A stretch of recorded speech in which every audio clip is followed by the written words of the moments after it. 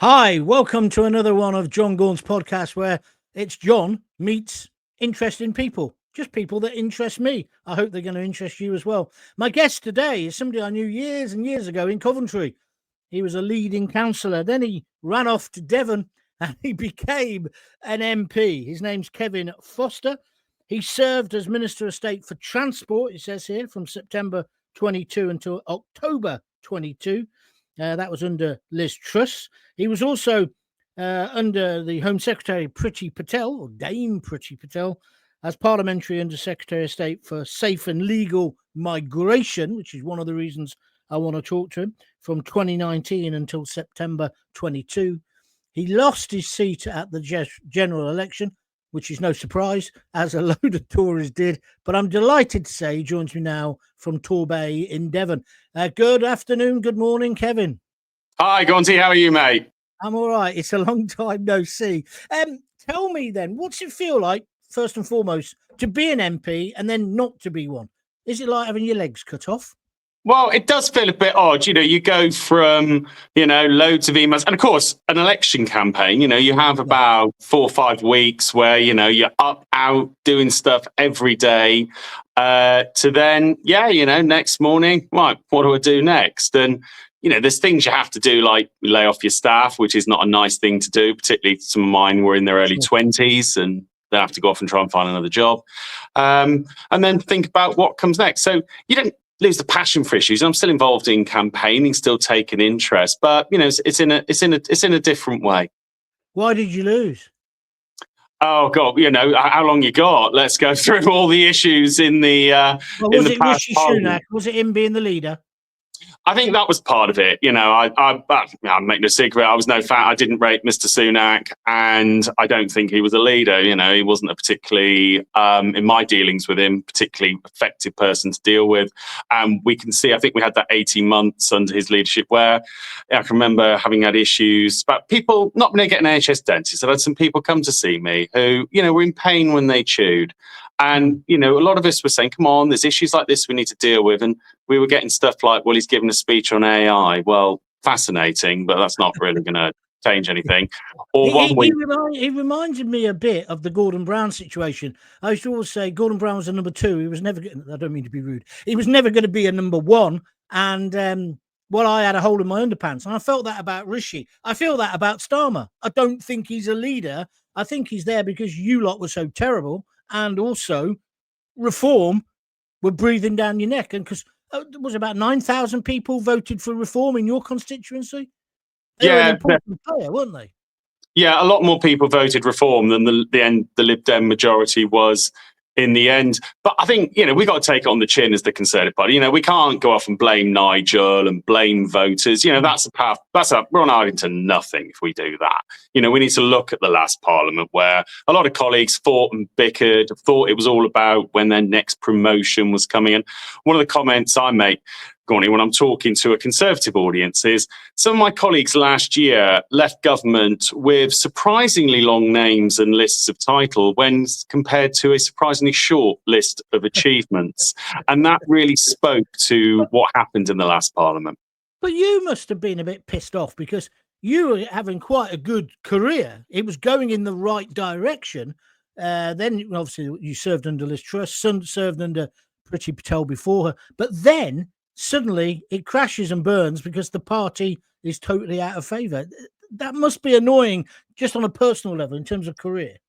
Well, it's a little bit annoying. It's more annoying when I see things like, I'm sat in Torbay at the moment, we've now had the hospital rebuild delayed 10 years, a station project acts, and we could spend a lot of time talking about what the current government's doing to the hospitality industry, which is the bread and butter really of Torbay's economy. But I think for me it was more I was someone who felt we should be part of the team trying to deliver, and I look at a lot of the backstabbing that went on in the back end of Boris, and really the Conservative Party was heading out of government from really the moment we got rid of Boris and really lost our way on a range of issues. So Starmer didn't win it, you lot lost it. I think did we vote for him because he was the least worst of all of you? I don't know. Yeah, I think, well, you can look at how the vote broke down. You go back to 1997, you look at Tony Blair, 44% of the vote, a clear sense that he should become the prime minister. He came in with quite a plan. He'd done a lot of stuff to prepare people for the fact that, it wasn't all going to be sweetness and light. As he said, he'd stick with spending plans for 2 years. But then you saw things like the minimum wage come in quite quickly, windfall tax. You saw things like the New Deal, as they called it at the time. Whereas Keir Starmer had spent most of the 4 or 5 years, one being capped in hindsight during the pandemic, telling you all what you could, might, or should have done, but no one could remember him telling you to do that at the time. A lot of chintz slogans and pretending that lots of problems would be instantly solved, and he hasn't. I think the biggest difference between him and Blair was that Blair's got a personality, whether you like him or not, and he's got that magic thing called charisma. And I voted for him the first time he got elected. I often admit it. I didn't the second time, but there was a sense of cool Britannia. It is odd that the Gallaghers are back and Oasis are in the charts and doing these massive concerts, because there was a sense of hope with Blair, which, as you say, he also then did some tough things. Starmer came in and he was like the little grey cloud, wasn't he? Everything was absolute shit, according to him. So it was no uplift at all. And I know Boris used to get slagged off for that, the sunny uplands. But you do need some optimism in a leader, don't you? Oh, absolutely. I think I wrote about it a couple of months back. One of the biggest mistakes they made was the idea not to hold a budget until the back end of October. Yeah. And I'm sure it seemed a great wheeze, the idea that you could put on about the latest date possible to get Rishi Sunak back in the focus, because he would still be responding to it that week, whereas the week later it would be the new Conservative leader, whoever that was. And it must have seemed a great wheeze. But they then spent 4 months telling everyone how terrible it was. Well, of course, people listened, and because they were saying that it's terrible, taxes are going to go up. Well, people with resources, assets, and businesses don't just sit and say, "Oh, that sounds nice." They start moving stuff abroad. They start planning. They start reducing. And of course, because people didn't know what those tax rises would be, they couldn't mitigate against that. And then you had a conference season where Labour should have been in, right, this is what we're doing. We've got a majority. We've got a mandate. We've set out this plan. We've got this legislation going through. These are our priorities in a budget. They actually spent their conference week saying, oh, well, I can't really speculate on what the Chancellors will be putting in her budget, which was a really strange position for a brand new government with a big majority. But what must have felt odd for you was, here they were, and I think it's a very good explanation of what happened in that first 4 months that you've just given. But you lot couldn't take advantage of it, because we remember your government finishing with like Rishi Sunak getting drowned like a rat outside number 10. I mean, you made so many PR disasters yourselves as a government. And we'll talk in a minute about the fact that, they're constantly using the 14 years of misrule against the Tories, but they had 14 years to get ready. And as you just said, they weren't ready when they came to government. So how annoying was it when you're sitting there and you're thinking, how's this happened? How come we're here? How come he's in charge? Yeah, as a patriot, at the end of the day, both you and I, we want to see our country go forward and do well. I don't want to be sitting here saying, "Oh, goody, things have gone wrong. I can blame Labour." That's not what I'm about. And you've known me long enough to know. A time when I in Coventry used to work with Labour governments at that times on projects to make the city better. But I just look at it and think, good, how did we end up here? And I can remember some of the predictions during that election campaign. I remember a lady sending me a rude email because I hadn't supported WASPy. And I emailed her back saying, all I'll say to you is, I've been honest. I tell you for free, when Labour's going to be honest at some point if they get into government. And within months, they actually said the honest answer was they were going to do absolutely nothing. Okay. So I think for me, that's where it's difficult. It's difficult to see is that you just see all this going on. You think, oh, come on, and they did have an option. They did have a real mandate last year and they've just squandered it. Is the financial black hole a load of BS? Or do you reckon that you did leave 28 billion debt or 24 billion, whatever it is? And then add on to that, talk to me about that first budget by Rachel Reeves. Well, first, I think virtually every seasoned economist says there wasn't the 22 billion black hole that Labour keeps claiming there were. Because, by the way, some of it was public sector spending decisions in terms of pay, that there's probably one of them's now coming back to bite them on the bum quite hard in terms of... Hang on a minute, though. You lot could have given the doctors a rise and the nurses, and you didn't. Historically, they had fallen well behind. Don't get me Well, wrong, I'm not supporting them on the news strike. I think that's bloody outrageous. Well, we agreed a deal with nurses, remember, and I think there's plenty of people who've been querying whether the BMA's inflation rate is exactly accurate. But usually when pay rises are handed out with one hand, and let's remember, we actually, not long before the general election, had changed the tax rules around pension because so many NHS doctors were hitting £1 million pension spot. So, let's be clear, this isn't a badly paid role. But to just dish out a 22% pay rise and then not expect people to come back for more was somewhat naive from West Street. Okay. So the deficit, the black hole, is a bit of a lie, certainly a fib, shall we say, for the moment. But what about the budget? Where did she go wrong there? And is she just no good as a chancellor? I mean, we'll go on to the tears in a moment, but again, she doesn't inspire.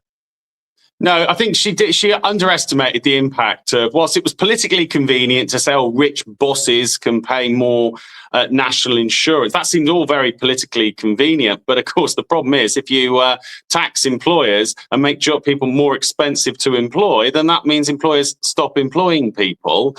Add on the fact that the VAT rise for independent schools, they predicated that on the basis that everyone would still send their kids to a private school. Well, that's clearly not been the case. And also issues in things like the welfare budget, which are there and do need to be tackled. But, she only has to look behind. She doesn't have to look in front of her to see the opposition. It's behind her that's the opposition that's the problem. So the tone was wrong. People had already started to move assets abroad, move activity abroad because of some of the narrative in the lead up to that budget, and then hitting parts of the economy, like, for example, tourism and retail really hard. Business rates up, employers' contributions up, and now we're seeing unemployment going up, the economy slowing down, and of course, that means the government's deficit widening. I want to talk to you about that, about hospitality, because I interviewed somebody who you probably know from Coventry, from Burke's Welfare, Nailcott Hall, or Rick, yesterday or the day before, and he was saying basically the NI rises and the minimum wage, where Starmer says we've increased the minimum wage. Well, you haven't actually. It's people like me who run a bar or a hotel. And he says it's completely crippling, was his words, the hospitality industry. Now, where you are in Torbay, it must be even worse. Yeah, we're seeing real hits for businesses here. And what's happening, of course, don't forget to chuck on the fact that the discount on business rates was reduced. So their business rates bills went up as well. So it was sort of a triple whammy. There are businesses that are still doing well, at certain parts of the market, usually at the higher end of the market, where they can put a couple of quid onto a hotel room to mitigate some of those costs. But in the rest of the wider part of the market, there's businesses really struggling. There's pubs still closing. And what's a lot of hotels, particularly family ones, are doing is just not recruiting. So you'll see perhaps the service may not be what you'd expect. But of course, that means then, your young kids looking to get their first job. And let's remember, these are the people being really hit. It's 18, 19, 20-year-olds trying to go into the labour market, trying to get their first job. Where would that have been? The local shop, the local pub, local hotel. They're the ones who are really struggling. And then for the high street, it's been an absolute disaster. You can see more accelerating process of closures, including of banks. Yeah, Rick was telling me that one of the things the hospitality industry want is a massive reduction in VAT. Is that something that you'd favour? Well, I'm the sort of person who'd want to see hospitality helped. I probably suspect things like business rates, the cost of actually opening your door, which is a sort of block cost, and it's actually a lot of times the thing that pushes individual businesses over the edge, would probably be my first priority around helping out the hospitality sector. Then the NI bills that they're facing, and then potentially after that VAT. So I think that's what I'd like to see happen. But do you know what, Gaunt? Last month, this country borrowed, £20 billion in 1 month? It's only beaten by a month, I think, in the height of the pandemic. I think realistically, we're not going to be seeing tax cuts in the next budget, probably rises and spending cuts, unless the Chancellor's prepared to really make some decisions around the economy and around issues like welfare. Is she going to survive? Or is he going to throw her under the bus? Because people, and I know somebody knows him personally, somebody who's in the legal profession, and says, look, John, he'd sell his effing grandma if it saved his skin. Now, he might be being rude, I don't know. But Rachel Reeves, she's going under the bus, isn't she? I think at some point he'll try. I don't see Keir Starmer getting to the end of this parliament as Prime Minister. You look at where Labour is already. I was at Exeter for the county elections. You know, Exeter, pretty solid Labour seat. They've held it consistently since 1997. And we're there watching them get wiped out on the county council. You know, votes going to Reform, going to Greens, you know, even going to the Lib Dems. Labour getting wiped out. It's not going to take many more nights like that for Labour MPs to start thinking about, is Keir Starmer really the person they want to go into the next election with? So we may well see, if pressure comes on him, he tries to stretch Rachel Reeves under the bus. But every decision she's made has been signed off by number 10 and Mr. Starmer. I think she goes under the bus. He'll be pretty quickly following. What was the crying about? I think it's hard to know. And, you know, let me just tell you something, Kevin. You know me, I'm straight talking. I don't buy this bullshit that it was a personal issue, because if it was, we'd have been told by now what the personal issue is. Somebody's covering her back. I reckon he probably told her just before you're off, and that's it. And what about him? He needs to get to Specsavers and get his ears tested as well as his eyes, and maybe Lord Ali will help him. But he's got to get his ears tested. He said he didn't hear her crying. If I was sitting next to you, I'd hear you crying, wouldn't I? Yeah, I think it was really bizarre, his whole reaction to it. And actually, do you know what? I've got a little bit of sympathy for Rachel Reeves. As Chancellor, she won't be seeing the ONS publication. She'll be seeing week in, week out, what's happening around tax, what's happening around the economy. She'll be talking to the governor of the Bank of England about how bond sales, gilt sales go. You know, the interest rate we're having to pay has been going up. You know, all the Liz Truss collapsed the economy because bond prices went up. Well, bond prices today are higher than they were at any point after the mini budget. So if that was a collapse of the economy, it's happened right now. So I think she's seeing all that. And then she's going into a parliament building where, you know, she's surrounded by people who just seem to think that they can send her a letter and get a tax cut, or they can send her a letter and get spending going up again. Or, you know, couldn't she find some sort of alternative to making changes to the growing welfare bill? You know, we're actually talking cutting the bill. We're talking about mitigating how far it was going to go up. And she couldn't even get that through. And I suspect a lot of that is coming together because she will be, of all Labour MPs and in the government, the most conscious of what will happen if suddenly the bonds can't be sold, if suddenly bond markets give up on the UK being able to pay its debts back. And when that happens, she'll be the one in the spotlight having to announce, you know, the sort of Greek style or Irish style recovery packages, which if people thought George Osborne was tough, wait till you see one of those. You're listening to the Jon Gaunt Show. I'm talking today to Kevin. Kevin used to be an MP for Torbay. He has served in the government as Under-Secretaries, and we're going to come on to the other issues like migration in a couple of moments and HS2. Stay listening for that. You mentioned Liz Truss. You served under her. Did she get roughly treated? The whole lettuce scenario? You just mentioned the bonds, and you're technically correct, but we all thought she was wrecking the economy. Well, yeah, you know, bond prices are higher today. Investors have less confidence that Rachel Reeves' budget numbers stack up than they did Liz Truss. That's how you determine whether they do. I think there was a lot in the Conservative Party. And again, coming back to our first conversation about why the Conservative Party lost, there were some who, you know, wouldn't accept the result. They wanted Rishi to get in. They'd wanted to have their next promotion. That's partly why some of them plotted against Boris, was because they're people who'd been outed by him and now were, you know, felt the whole country needed them in office. That she made mistakes. There's no two ways about that. Kwasi Kwarteng was not the right pick. You know, having your mate in, you do need to have someone who's got just that bit of stature, someone who can challenge you. They didn't prepare the ground for it, and they tried to do too much far too quickly. And yeah, we then had what came next. Should the Tories have never got rid of Boris? I voted to keep Boris. I think, you know, they say hindsight's 20/20. But Boris is someone that, you know, the country, you know, he's Marmite. There's somebody who really is like him. There's plenty of people who love him. He'd had an agenda. He'd had a vision. And I always sit there thinking, Gaunty, you know, January 2022, when a lot of people wanted to talk about birthday cake and orange juice in the House of Commons, Boris was sat in number 10 with someone saying to him, well, Prime Minister, it's clear Russia's about to attack Ukraine.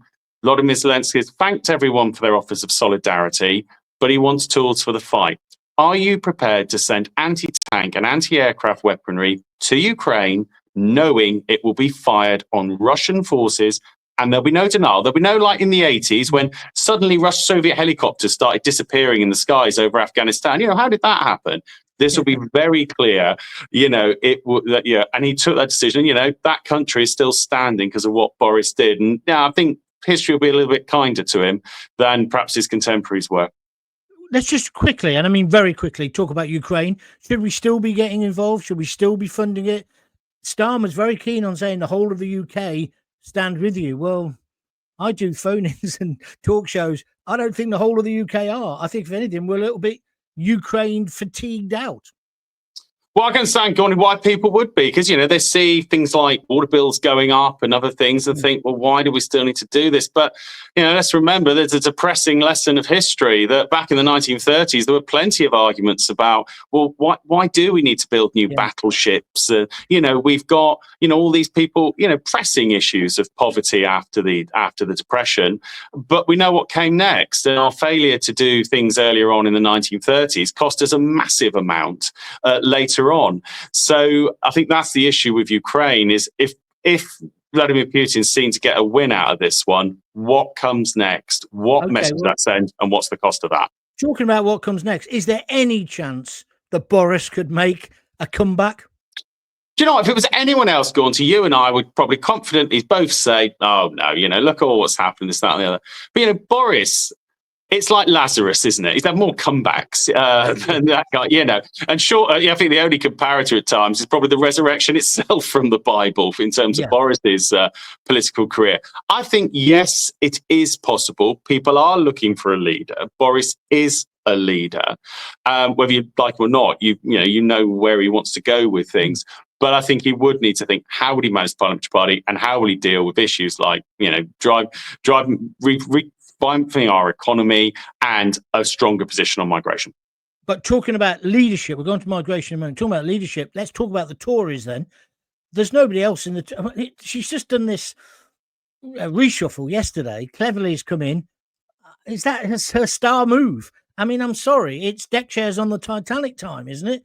The Conservatives have got no chance of getting re-elected at the moment, whereas somebody like Boris... he's a rock star politician. I don't like everything he does or everything he says, but he would give you that kind of credibility. And I think he's about the only bloke who can communicate as well, if not better, than Nigel Farage, because that's the truth.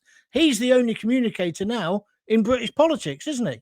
Nigel. Well, you're right to say Boris is a communicator, and I think there's an interesting potential that the next general election could easily be Nigel Farage, Angela Rayner, and Boris Johnson vying for the top job. Look, no one's going to be gripped by a shadow cabinet reshuffle. I accept that. No one ran up to me yesterday and said, "Oh, I'm delighted to hear there's a new shadow transport secretary." That just doesn't happen. The core is we are going to need to punch through. Kemi, I think the first few months there were mistakes like the attack on Farage over the Twitter ticker. She needs to reflect on that. She's particularly thinking about conference and what is going to be different. And we can't just take an 18-month absence. But, I must say I did vote for Rob Jenrick, and that's very well known, my views there. Yeah, I was going to say, why was there no shuffle for him yesterday? I think she would have probably been reticent to send a message too much about bringing him up, particularly perhaps realistically. It was only from like deputy leader. And I think Shadow Chancellor was some speculation. I never bought into that because Mel Stride, is your classic out in the media, building up confidence. And actually, the one of few areas where the Conservatives sometimes getting a lead is on economic management. So well done, Mel, with all those media rounds on it. He can go toe-to-toe on numbers. He's a man who understands the city. So I didn't quite believe that sort of speculation, but I think Kemi could have been well advised to put Rob in as a formal deputy leader, because that's one thing I think our party would benefit from having anyway. Let's talk about migration then. It's the biggest subject of the moment. What do you make of what Labour have done since they've taken office?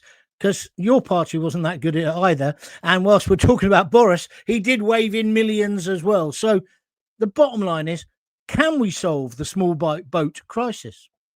Yes, you can. It is possible to solve it. It's not going to be done via, thinking up another great new slogan like "Stop the Boats" or "Smash the Gangs." Smash the gangs, a great slogan, not so great strategy. Numbers were reducing through the back end of the Conservative administration, particularly announced things like Rwanda, removal of family union rights. What I think both main parties need to look at is look at what Australia did, which, by the way, is being continued by a Labour government in Australia, not just a You mean sort of throwing the boats Conservative one. back and having a real deterrent? Yeah, there's your third party, changes to Australian law about who could settle. There's a raft of things. So it's not, I would say Australia is a package. It's not just one thing they did and that was how they did it. They did a package. Ditto Greece did something very, very similar and interesting, of course, still within the ECHR and the EU, which is interesting Only Greece this managed. week, Greece have said, you come to Greece, you're going to get deported or be sent to prison. Would you like to see that kind of action from Britain rather than giving them a 4-star hotel with squeezy soap, as I call it? Yeah, we're going to need to be tougher. And this is where some of the real debates come in, particularly for a Labour government, that, you are going to need to be prepared to return people, to say, actually, I'm sorry, Matt, I don't believe that you suddenly found God and changed your sexuality when you came from Dunkirk to Dover. That was all very interesting. And be prepared to return. But also you do need a solution, a third country, for countries where realistically you cannot deal with the regime there, or it's a country that refuses to point back. So, for example, we've returned some people voluntarily to Syria. Whether we'd be able to enforce a return to Syria is another matter. Would the government there agree to that? Well, of course, Labour have been bragging about how many 30,000 returns, but most of those are voluntary returns, aren't they? They're not going into nail bars or going into Deliveroo and pulling people off the bikes and saying, off, go, no? No, well, some of them will have been immigration enforcement, but small boats, very small numbers. I think they boasted about 3 really big flights and they've gone to Brazil. Well, most people will work out that Brazil isn't a place that we're getting many small boat migrants. But similarly for the Conservative Party, easy to criticise. We need to be coming up with clear plans. And we're certain, I think that will mean looking at our international law obligations, not just the ECHR, and also being clearer where things went wrong around legal migration. And actually, to be fair, the biggest peak of legal migration wasn't actually a Boris wave, it was a Rishi wave, because there had been changes planned by Priti and myself to be brought in the middle to latter part of 2022. I won't bore you with the whole list, that would have dealt with some of the issues that saw migration hit a peak later that year and early next, but they were lost when the government changed. Why are we putting them in 3-star and 4-star hotels when we could easily use old warehouses, retail parks, army camps? Why can't we put them in army tents? Why can't we do, what we do if there's a flood in Pakistan or an earthquake? Our brilliant troops go in and create tent cities. I'm not talking about treating people inhumanely. Why can't we do that? The moment you say you've got a hotel, you may as well just say, on you come. I mean, look at the hotels in Coventry, the Hill Hotel, the hotel in Daventry. My sister got married in one of those hotels, a beautiful, beautiful hotel, and it's been full of migrants. People are making loads of money off the back of this, and some of them are Conservative donors, of course, and Conservative supporters, and just like Deliveroo, and today, Starmer, tear a tissue. He's going to get tough on those companies and those illegals. They've been doing it for bloody years. Has he not got any eyes? Have none of you politicians? Do you not see what's happening around you? Well, certainly we certainly see. I can remember we were discussing nail bars and various enforcement. Yeah. But you're right, Gaunt, about, we do need to move away from using hotels. The reason they ended up being used is you've got a legal duty on one side and a lack of housing on the other. The most extraordinary comment of this week was Keir Starmer's idea that some councils with loads of housing available. Well, at the same time as Angela Rayner's telling councils they need to build loads of new houses because there isn't much. Well, why did he say that? And was it a lie? Was it a blatant lie, that? Well, I think he was talking absolute nonsense. He just literally, was he lying directly? Possibly. But what he actually said, I think it just struck me as a line that someone had given him, that, there's this sort of cheap housing we could rent out. But here's the real kicker on that one, Gaunty. You've got a lot of people in London, the South East, asylum seekers being housed in hotels and up into the Midlands, you've just touched on. But if I'm guessing where he's referring to, we're talking about rented accommodation in parts of the north and perhaps the top bit of the Midlands as well. So, we could see quite a big move of people from hotels in the south into parts of the Red Wall. Now, I can't imagine many newly elected Labour MPs from last year are going to find their constituents particularly grateful for that shift into their communities. Plus, that'll create real housing pressures locally as well. Well, it's already beginning to happen, and that's part of the contract, isn't it? He's going to just say we've reduced the hotel bills, but all he's done is put them into houses of multiple occupancy. And personally, if my daughters were still younger, I'd rather them be in a hotel than dangerous. You know where they are, yeah. rather than in a house in our road. And of course, it reminds me back ages because we go to the protest now. When I was working on the Sun, the editor of the Sun had this campaign, and she called it Sarah's Law. And it was Portsmouth or Plymouth, I can't remember which city it was, where they dumped all the paedophiles basically on a white working class estate. And the women of that estate, very like these things that have been happening in Epping and now out in Norfolk, they said, no, enough's enough. We want to know where they are. So she had this idea you had a right to know where a paedophile was living. And you probably remember the big controversial thing that happened. A paediatrician got their house burnt down, and I think they might have even got murdered because of it. Terrible and wrong, etc., etc. But I remember a news night I went on, and they were talking about these women, and all they could concentrate on, the BBC was that they all had white heels, miniskirts, and they were out at 10 o'clock at night protesting, and they had their children with them. Well, of course they did, because they haven't got bloody nannies or whatever else. It was this total snobby attitude. If we just dump them on the working class, we'll get away with it. And I see echoes of that now. There's certainly echoes of it, John. And you saw there was that clip yesterday, and I won't repeat the language in it, but it almost perhaps sums up Labour's dilemma. You had quite middle class in appearance protester who turned up to say that we should all be very welcoming to refugees and we should be helping them. And, no concept that, well, where, how many, this, that, and the other. And then suddenly a guy cuts in shouting, well, what about I'll sum it up, what about our community? What about us? What about our community? And you can see this is perhaps the dilemma for Labour. The person doing the protest in favour of asylum seekers is probably the sort of person who goes on to become a Labour MP.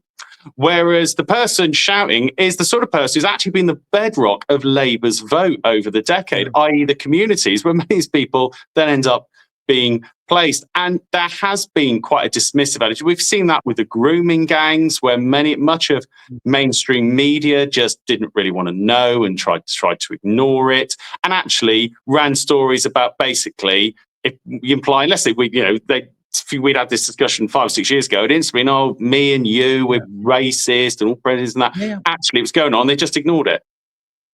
And ordinary people have woken up to that now, haven't they? Which is perhaps explained, coupled with these brilliant communication techniques, why Nigel Farage is going to end up being the next Prime Minister, because he's tapped right into it. And of course, the same thing's being accused of being a racist, etc., etc. But he's unstoppable now, isn't he? Hasn't he got the agenda? Well, first, I wouldn't assume it's inevitable Nigel Farage will become Prime Minister, because whilst people point reforms so many votes ahead and this, that and the other, they're polling usually about 29-30%. That leaves reform very vulnerable to tactical voting, particularly by more left-wing inclined voters who may very well, the one thing they don't want will be potentially a Nigel Farage government. So, we do need to just add that really big caveat. But yeah, both people are frustrated. They're looking around for, well, who's got an answer? Who's got a solution? And, they'll say, well, Labour said they had, and they hadn't got it. Rishi Sunak said he's going to stop the votes and didn't. So it's no surprise they're then looking at another party and another person. So that's going to be the challenge for the particular two major parties, traditionally major parties. How do you respond? How do you give real answers to people? And then don't attack the man. There's no point slagging off Nigel Farage personally. But then how do you say, well, look, here's how we've got a proper plan that we could actually deliver. And then say, and Nigel, he's got some great slogans, he's got some great columns. But when you start picking apart some of these plans, quite quickly, some of the answers start falling apart. What do you think about what he said about crime and punishment, law and order, talking about deporting foreign criminals, talking about putting serious criminals abroad? This echoes well with the audience that he's trying to attract, doesn't it? Yeah. It echoes well. Although when you start asking questions like, well, how are you going to pay for this? How will it pay for itself? Well, if only that was the case. I was in the Home Office, we did policing policies. I wish they did just pay for themselves. They don't. That's an unrealistic position to take. But some of it, actually, cutting away at some of what he said, actually, there is a good argument that we could look at renting cells overseas, particularly if it involves foreign nationals from the country concerned or from a neighbouring country. People talk about the El Salvador one's the one that's come up. Well, there are people in our prisons who come from countries in the Americas who we would be looking to deport back to those countries at the end of their sentence. It's not something that we should just dismiss out of hand. Denmark, I think it is, has rented cells in another part of Europe. So let's not just dismiss it out of hand merely because it's said by Nigel Farage. But I think it's when you get into some of the details. And actually, he's going to deport people. Okay, there's countries that say now, hey, we'll get a bilateral agreement. Well, that's easy said, hard done. Okay. What about the agreements that Starmer's put in place? America, the trade deals. Has he not done some good in this last 12 months? Well, look, I'm not going to just critique everything that he's done in the last 12 months. If we're getting agreements, particularly with partners like the USA, then that's welcome. Although I think we should perhaps not celebrate too much when we look at what our trading position was a year or two ago with the US on some of those areas. But Keir's got some real decisions to make, particularly around things like energy costs. A lot of what Ed Miliband's coming out with is all very well, but it isn't particularly realistic. Saying we want to save the steel industry, but then veto plans for a mine in West Cumbria to produce metallurgic coal, which is absolutely vital to producing virgin steel. So it's not all bad. There's areas that, I would congratulate some of what the government's done, but that doesn't mean that we can't then rightly scrutinise other parts. Okay, the green energy then. Would you scrap the zero targets that they're after? Yeah, I'd make it. I think a lot of the targets they're aiming for are just unrealistic. Particularly, and this is again the challenge for Labour, is a lot of their more middle-class supporters who become Labour MPs really, really value some of that stuff. And what's a couple of grand for a boiler, or I'm buying a new car, just get an electric one. Yeah, you and I know, let's say we were, still in your old Cov days, you and I take a walk around Willenhall or Wood End, places that have been bedrocks of support for the Labour Party in Coventry for decades. And they'll we say that sort of stuff. They look at us like we've gone out, and rightly so. So I think that's where some of these targets are going to hit some of the poorest the hardest, and that's really something that we just can't accept. Even though a more wind power of stuff's fine, but we do need to look at domestic sources of oil and gas and get on with building nuclear.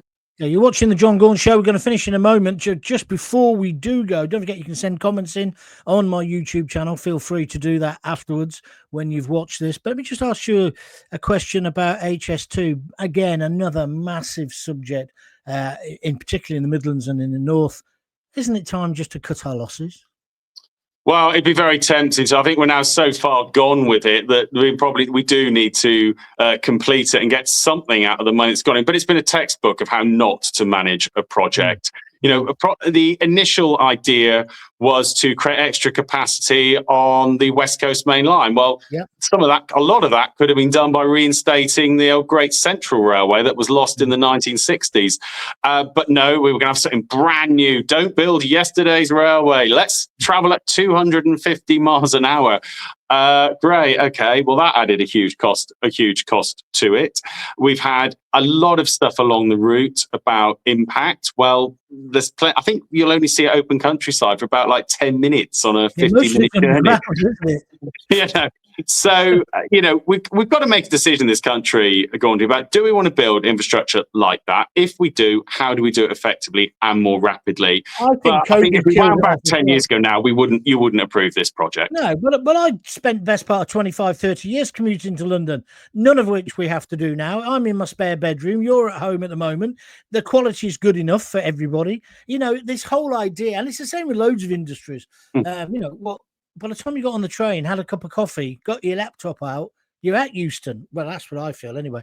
Just before you go, Starmer's gone on holiday and he's warned the cabinet that he thinks there could be riots again. It is the anniversary of Southport next Tuesday, I believe it is. Do you think there's going to be real riots on the streets? Well, first, around the hotels, First, I'll always caveat this with, I hope not, you don't make a point about a considered point about migration policy or thoughts on the government by throwing bottles at the police. And the police officers who do a brave and difficult job, cannot become society's punch bags when things go wrong on both sides of political opinion. But it's clear there is a lot of dissatisfaction out there. And that's simply what Angela Rayner apparently said to the cabinet this week, that there are some simmering issues there around housing, around opportunities, around regeneration that our governments need to engage with and deal with, not just pretend they don't exist or accuse everyone who says something about integration of being racist, just they can't think of a better answer, or far right. And particularly also the impressions of two-tier justice as well. What Lucy Connolly said was wrong. I'm not going to defend it. But really, still in prison for it? No. And I think there could be disturbances. I hope not, but I really think the government does need to engage with some of these issues, particularly around communities that feel very left behind. And of course, this story now that in Epping, in Essex, the police actually brought the left-wing protesters almost under police guard to face off the far right, the alleged far right. That just can't happen. We can't have two-tier policing and two-tier justice, can we? Because that will end in a kind of civil war if we're not careful. Yeah, it's absolutely mind-blowing. It'd be a bit like saying, there's a tense situation outside an Arsenal game. I know, let's bus in 50 Spurs fans and see how they all get on together. It was just mind-blowing that was deemed to be, and I think there needs to be a serious inquiry into who thought that was a good idea. And it was wrong. And what are the police doing? Bussing protesters anyway. You should be starting public order, but you're not there to drive people around like a taxi service. Whoever made that decision's got to be sacked, in my opinion. They can't continue in that role because they've stopped being a police officer, whoever it was, police chief constable, if it is the chief constable, and you've become a social worker. And I'm sorry, that's not your job. Or you've become a campaigner yourself. You cannot do that. No, I completely agree. It made a difficult situation a lot worse. What on earth was going through that person's mind? And it really says that their judgment is extremely poor. If they thought the same, as I said, it'd be in the football world, it'd be like, bussing in opposing fans to a tense situation involving a home crowd. You just wouldn't do it. So I just think that's certainly something to be looked at. And we do need to say though that whatever people feel, the police can't become punch bags, chucking bottles around, smashing up your local community. That isn't a way to send a message about your dissatisfaction with Keir Starmer's government. Okay, look, it's been great talking to you again after all this time. But just before you go, do you still support Coventry City? Yeah, I've still got a bit of. We were up there in December. Great to see it's great to see where the club's gone under Doug King. It's heartbreaking to see what happened, particularly back in the season. Playing in Birmingham for goodness' sake. So wish them all the best. I must say, living in Torquay, I do go along to Torquay United a bit. They're having their own revival, and hopefully under the new management, it's got so many similarities to what Doug's done in Coventry. And the only thing that's missing is the much earned and well-deserved promotion that I hope will come this season for Cov back to the Premiership. Well, we'll see about that. And the Lionesses, they won, of course. Well, brilliant. What a goal. What a time to score it as well last night. And then the penalty save. But I was watching as it lined up. I thought, the goalkeeper's good. I hope at least one of the team is the moment she touches that ball running in. And they were. You had the two of them there and bam in. What a great moment. And, the manager, I think this is now her 5th consecutive major tournament final. All I can say is when you finish this tournament, Sabrina, perhaps there might be a job with the men's team coming up at some point. Do you know what? I'm in a terrible position because I slagged it off. I said, look, it doesn't need to be on the telly. It's good. I understand the sexism behind why women's football got banned and therefore it hasn't progressed, etc., etc. But it's not elite sport. It's not a great watch. Can we stop bullshitting about it? It isn't great, I said on Twitter. 80,000 people supported or against me. And then, of course, last night, I'm home alone. I watched the second half. I watched the penalty, as you say, and I was enthralled. It was brilliant. It was proper sport because you didn't know what was going to happen. There was highs, there were lows.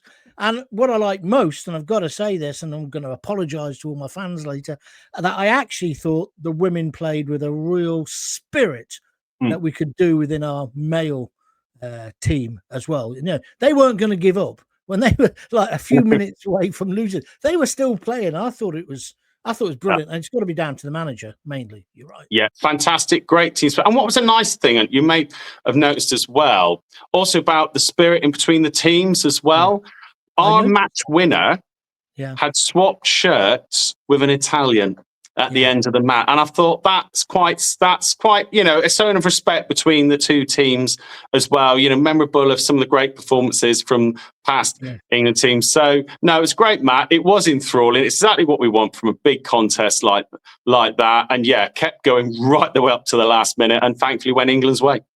I'm even going to go to the pub and watch the final, which is amazing because I was giving it room space before. Kevin, great. Thank you for joining me. Stay there for a moment. I'll come back to you in a second to say goodbye to you, but thank you for joining us today. That's Kevin Foster. What did you make of him? He's had some great roles in government. I think he will get back into politics. I should have asked him, are you going to join Reform? Because that's the only way he's ever going to get power. But anyway, that's a separate issue. You've been listening to the Jon Gaunt podcast. If you like it, please share it, retweet it, press the like button. And if you want to donate to help me out, it's www.buymeacoffee.com, or click on the little padlock on the YouTube video. And if you want to keep up to date with what I'm doing, subscribe to Jon Gaunt TV on YouTube. It doesn't cost anything. It's completely free. But thanks for watching today. I enjoyed that. I'm enjoying this, just talking to people who I find interesting. There'll be another one soon. But don't forget, I'm back every night, Monday to Thursday at 6:30 for the ranting show. So join me there. Until then, if you've got kids, give them a kiss, give them a hug. Hey, hey, hey. Don't forget to tell them you love them. See ya.